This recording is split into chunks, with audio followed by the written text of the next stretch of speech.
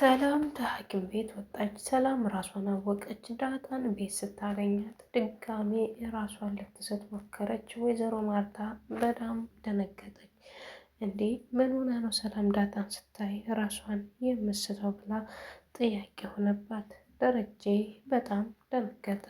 ደረጀ በጣም ተመደንገጡ የተነሳ ማርቲ ታያት እሷ ጭንቅላቷ ነቃ ብሏል መሰል ለዛ ነው አላት። ማርታም ዝም ብላ መመልከት ያዘች። ሰላሙም ዳጣን እያየች ፍዝዝ ብላ ቀረች። ሰውነቷ በጣም ይርበተበታል። ዳጣም ደነገጠች። ሰላም ምን ሆነሽ ነው? ፈራሁሽ እኮ እንዴት ነው የምታይ? ደህና መጣሽ ብላ ቀርባ ሰላም አለቻት። ያኔ ግን ሰላም ስትላት የሰላም እንባ በዓይኖቿ ላይ ይወርድ ነበር። ሰላም እያየ ዳጣም ግራ አጋባት። በልቧ ዳጣ ሰላም እናቴ ትሆን ብላ ተመኘች። እሷም ከዛ ማርታም ዝም ብላ መልከት ያዘች። ደረጀም ዳጣን ሂጂ ውሃ አምጪላት እስኪ ውሃ መጠጣት ፈልጋ እንደው አላት። ከዛም ዳጣም እየሮጠች ተኪችን ሄዳ ውሃ አምጥታ ሰጠቻት። ውሃውን ጠጣች። ግን ዓይኗ ከዳጣ ላይ በፍጹም ሊነቀል አልቻለም።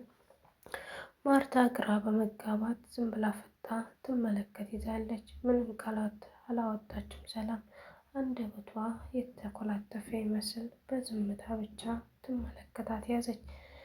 ዳጣ ደንግጣለች። ዳጣ ስታስበው ሰላም እናቷ መስላታለች። ምክንያቱም ደረጀ ቤት ናት እንዴ? ቤት ነው እንዲያረገዝከኝ? ቤት ውስጥ ነው እንዴት ተፈጠርኩት ስትለው አዎ እዚሁ ቤት ውስጥ ነው የተሳሳኩት የተፈጠርኩት ስላላት ሰላም እናቴ ትሆን ብላ ልቧ ተጠራጥሯል።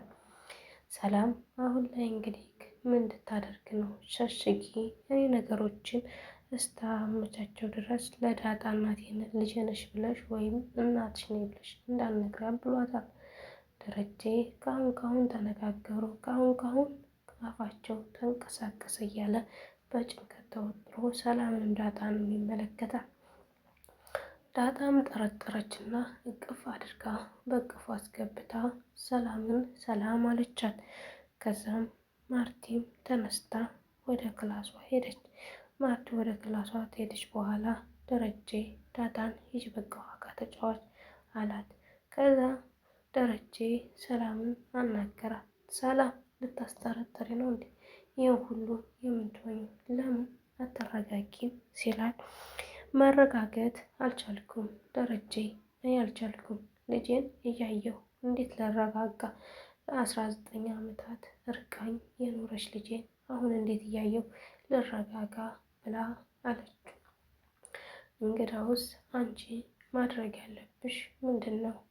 እኔም ተከታይ አሁን ምን እንዳትነግሪያት ሌላ ጊዜ ወደ ውጭ ይዣችሁ ወጥቼ እናትና ልጅ እንደሆናችሁ እነግራችኋለሁ።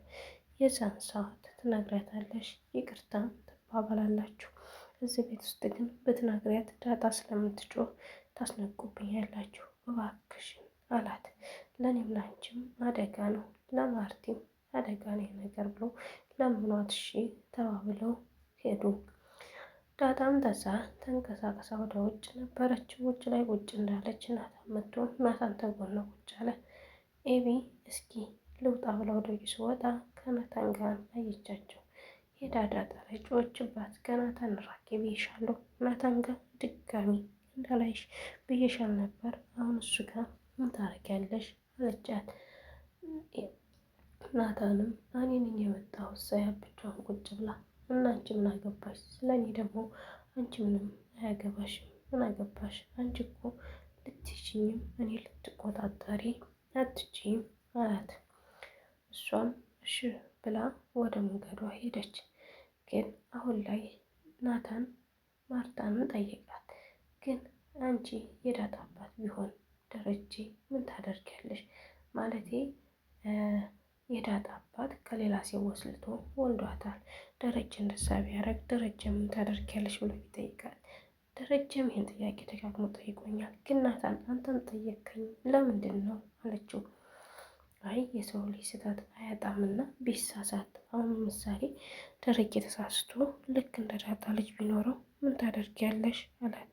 ቆይ አንተ ሚስትህ ወስልታብህ በአንተ ላይ ልጅ ወልዳበት ብትመጣ ምን ታደርጋለህ ናታን አለችው።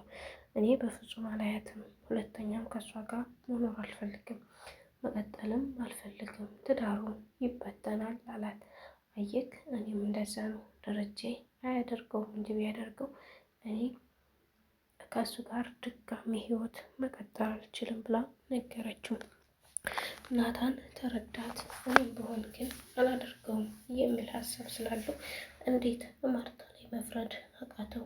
ማርታ ላይ መፍረድ ያቃተው በራሴ ቢሆን የሚለውን ነገር ስላየ ነው። አያችሁ እና ይህን ነገር የተፈጠረበት ሰው ማንም ሰው ይቅር አይለውም። ይቅር ተባብለውም ቢኖሩም ሁሌም አይተማመኑም። ህይወታቸው ምስቁልቁል ያለና ያስጠላ ይሆናል። አሁን ታዲያ ሰላም እስከምትወልድ ድረስ ይህ ነገር ሊደበቅ ነው። ሰላም እና ዳጣ የተለየና ያለፈ የዘለለ ግንኙነት እንዳይኖራቸው አስጠነቀቃቸው። ደረጀ ምንም አይነት ወሬ እንዳያወጡም ነገራቸው። ሰላምም እሺ አለች። ዳጣም እሺ ብላ አሁን ሰላም ፈጥረው እየኖሩ ይገኛሉ። ደረጀ ግራ ያጋባው ነገር ግን ለበኋላው ነው። ሰላም እስከምትወልድ እንጠብቅ እንበል። ሰላም ወልዳ ታበቀች በኋላ እንዴት ነው የምነግራት? እንዴትስ እያለ ነው። አሁን ደረጀ ያለበት ጭንቀትና መከራ ሁላችሁም ይገባችኋል ብዬ ተስፋ አለኝ። ወንድ ልጅ ይሳሳታል፣ ያደርጋል።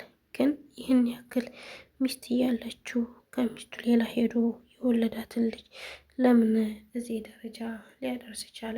በጣም ያሳዝናል።